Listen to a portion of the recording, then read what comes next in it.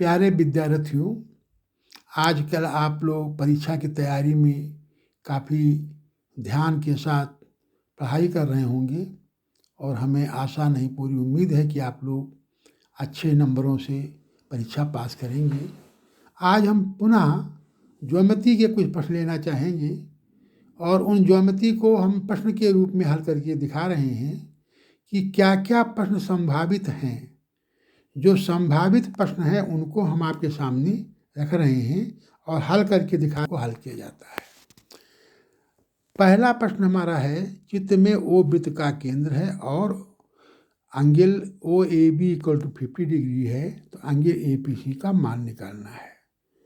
चित्रानुसार आप देख रहे होंगे कि त्रिभुज ए बी ओ जो है हमारा समद्विबाहु त्रिभुज है, क्योंकि ओ हमारा सेंटर है, ओ ए और ओ बी हमारी त्रिज्याएं हैं, इसलिए ए बी ओ और बी ओ बराबर 50 डिग्री की हो जाएंगे।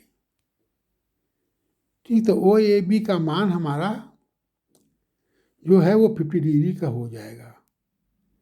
तो इस प्रकार से पहला प्रश्न बहुत सिंपल है, 1 नंबर सवाल ऐसे प्रश्न आते हैं।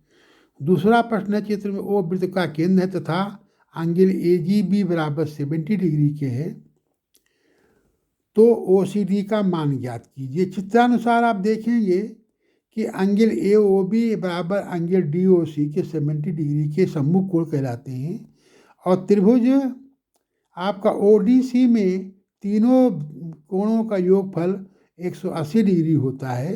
उसमें 70 से कम कर देंगे हमारे, और दोनों ओ डी और ओ सी बराबर हो जाए हैं तो दोनों की वैल्यू बराबर हो जाएगी।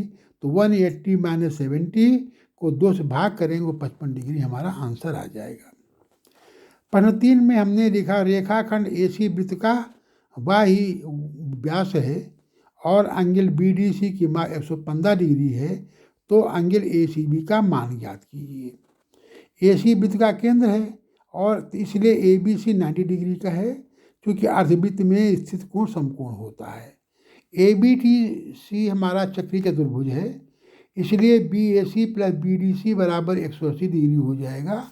Implies that B A C equal to 180 minus 115 degree हो जाएगा, बराबर 65 डिग्री की हो जाएगा।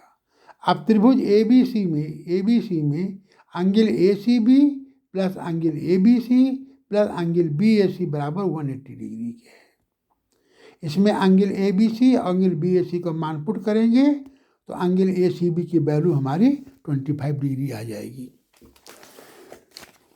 चौथा प्रश्न जो है ये हमने टेंजेंट के ऊपर लिया है। टेंजेंट किसी बिंदु से वृत्त के पर खींची हुई रेखा जो किसी एक ही बिंदु पर स्पर्श करती है और उस बिंदु को सेंटर से मिला सकते हैं, तो वहाँ पर 90 डिग्री कोण बनता है।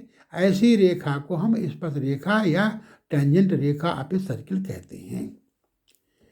तो किसी वृत्त की स्पर्श रेखा स्पर्श बिंदु से जाने वाली त्रिज्या पर लंब होती है।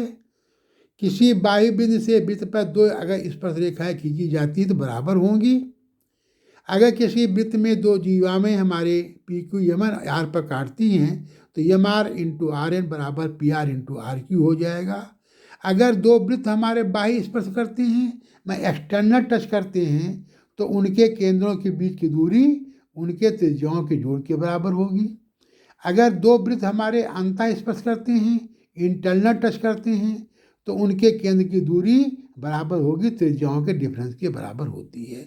ये 5 हमारे महत्वपूर्ण जानकारी हैं, इनको आप ध्यान में रखेंगे तो आप प्रश्न हल कर सकते हैं आसानी के साथ में है। चौथा प्रश्न में सिद्ध करने के लिए लिया है जो बहुत अच्छा प्रश्न है और इम्तहान पॉइंट ऑफ व्यू से भी बहुत अच्छा है। 2 प्रतिच्छेदी स्पर्श रेखाएं के मध्यस्थ का कोण अर्धवृत्त के केंद्र से होकर जाता है। पी हमारा पॉइंट है जिस पर 2 स्पर्श रेखाएं खींची गई हैं, पी ए और पी बी। तो नेचुरली पी ए बी और पी ए ओ और पी बी ओ ये हमारे 90 डिग्री के एंगल होंगे। हमने ये सिद्ध दिया है, क्या ये लिख दिया है, सिद्ध करना ये भी लिखा हुआ है। रचना के लिए हमने ओ ए ओ बी को मिला दिया है। प्रूफ के लिए हमने दो ट्रायंगल लिए हैं, APO तथा AOB। एंगल PO बराबर एंगल PBO के हो जाए, इस पथ रेखा पर बने कोण 90 डिग्री के हैं। APO बराबर BPO के दिया हुआ है, AO बराबर BO ये त्रिज्याएँ हैं, इसलिए हमारे APO और BPO त्रिभुज सर्वांग सम होंगे, माने कॉन्ग्रुएंट होंगे, इसलिए PO रेखा वृत्त के केंद्र से होकर जाएगी। पांचवा प्रश्न हमने लिया है, O केंद्र के वृत्त के केंद्र R पर PQ स्पर्श रेखा है, कोण PRC का मान ज्ञात कीजिए।